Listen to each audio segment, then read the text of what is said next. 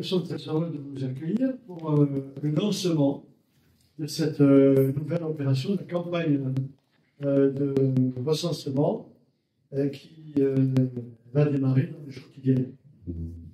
Cette campagne, vous le savez, qui va se dérouler donc, du 16 janvier jusqu'au 22 février, va nous permettre de rencontrer 2636 logements, de visiter 2636 logements. Ça veut dire qu'on peut rencontrer 4 000 personnes. Je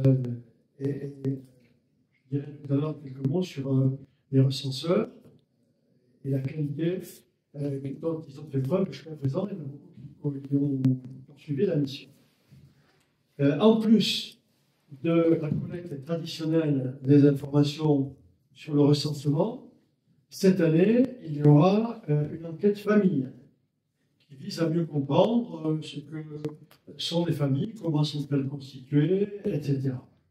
Permettre aussi de connaître le nombre de personnes qui vivent dans chaque famille, avec les engagements de chacun, l'âge, profession, les moyens de transport utilisés, etc. Il est évident que le recensement pour une collectivité est un acte essentiel. C'est pour ça que je me permets d'insister sur le sérieux de la mission. C'est un acte essentiel parce que de l'évolution de la population permettra à l'État d'attribuer des dotations aux collectivités en fonction de l'évolution de la population, mais aussi permettra à la collectivité en question d'adapter les investissements à venir selon l'évolution des populations. Il est évident que sur un territoire sur lequel il y a une évolution importante de population, incitera la commune à réfléchir à l'offre de services publics et anciennes, en matière d'école, en matière de crèche, en matière également de services publics dans les autres domaines, infrastructures sportives, infrastructures culturelles, etc. C'est très important. Très important également pour nous de savoir comment se situe l'évolution dans les quartiers. Vous avez noté que depuis des années, nous avons réalisé des investissements importants dans l'ensemble des quartiers, mais tout ça se fait en fonction de l'évolution de la population dans les quartiers. C'est pour ça que je me permets de redire aux agents recenseurs que votre rôle est essentiel. J'espère que vous avez une claire conscience, je le souhaite, pas de l'importance de la tâche qui nous incombe. Bien évidemment, tous les renseignements que vous allez pouvoir collecter sont strictement confidentiels. J'en profite pour remercier encore la presse et rappeler par l'intermédiaire de la presse à la population que les réponses au recensement sont obligatoires. S'il y a des personnes qui refusent de répondre, elles peuvent être sanctionnées par la loi. Ça ne s'est jamais produit jusqu'à présent, parce qu'on a toujours des recenseurs persuasifs qui expliquent parfaitement quelle est l'importance de la mission, et parce qu'on a une population responsable. Donc je remercie par avance les personnes qui seront sollicitées de bien vouloir se soumettre à cet acte obligatoire.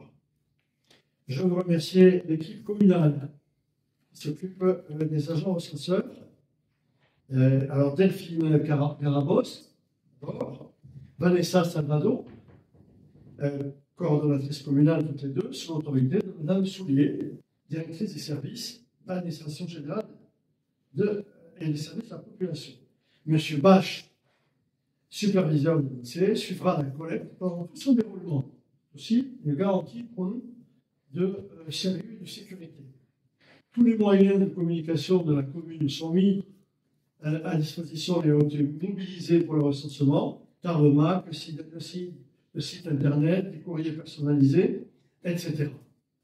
Donc, les agents recenseurs vont tous, comme les années précédentes, être équipés de tablettes numériques, de manière à faciliter le travail de collecte et faciliter les réponses via Internet.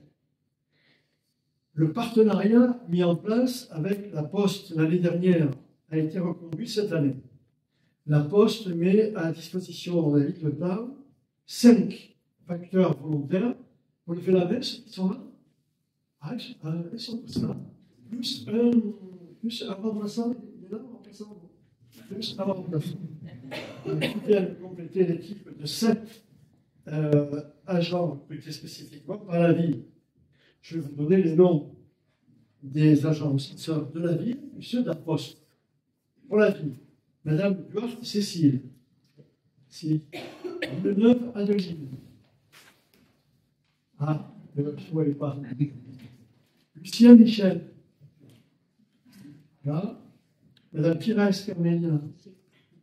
Soulier Joël. Trapani Patrick. Bien. Brillanti Emmanuel. Parfait.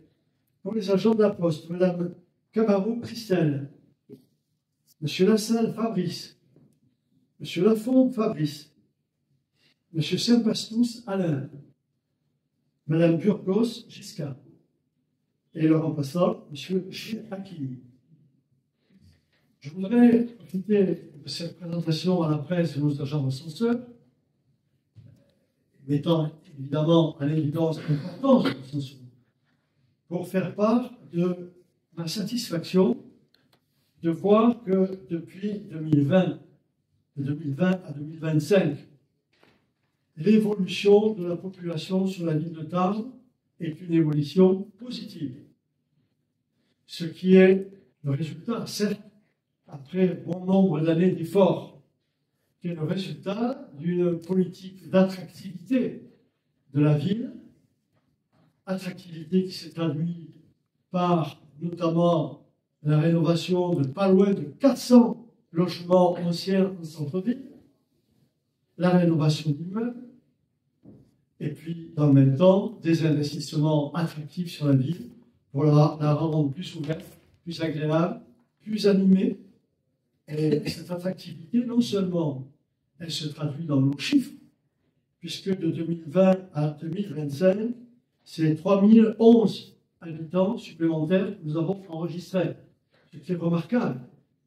Et cette attractivité, elle a été aussi remarquée dans l'étude de l'INSEE sur le département des Hautes-Pyrénées, mettant en évidence depuis 2016 une évolution de plus de 1600 habitants sur notre département, alors que l'évolution était comme pour retard, négative depuis de nombreuses années, et également d'avoir mis en évidence les bénéfices de l'attractivité de la ville-préfecture pour les communes environnantes. Quand on regarde toutes les communes qui sont autour de Tarbes, et qui sont contre Tarbes, je dirais même qui font le grand Tarbes, Sénéac, Barbazan, Aurélien, Bordère, etc.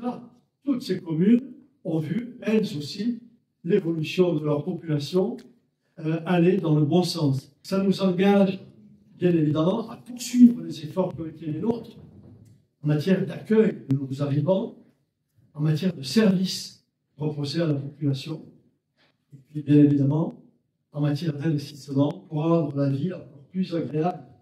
Je crois que tout le monde a compris que embellir la ville, c'est embellir la vie, et que les gens qui viennent à Tarbes, eh bien, ils s'y reviennent, et parfois ils s'y installent. Le résultat, je viens d'évoquer.